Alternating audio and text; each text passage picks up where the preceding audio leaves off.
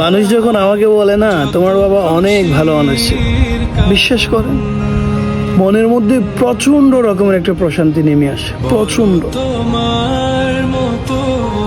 আমি আমার বাবার পরিচয়ে সব থেকে বেশি প্রাউড ফিল করি, কারণ তিনি হয়তো আমার জন্য বেশি কিছু রেখে যেতে পারেন নাই, তবে রেখে গিয়েছেন এমন একটা নাম যা প্রত্যেক দিন আমাকে গর্বিত করে, প্রত্যেক দিন। মানুষের শ্রদ্ধা কেবল সম্পদে আসে না, আসে তার সুন্দর ব্যবহার, আচার আচরণে, যা থেকে যায় প্রজন্মের পর প্রজন্ম, প্রজন্মের পর প্রজন্ম থেকে।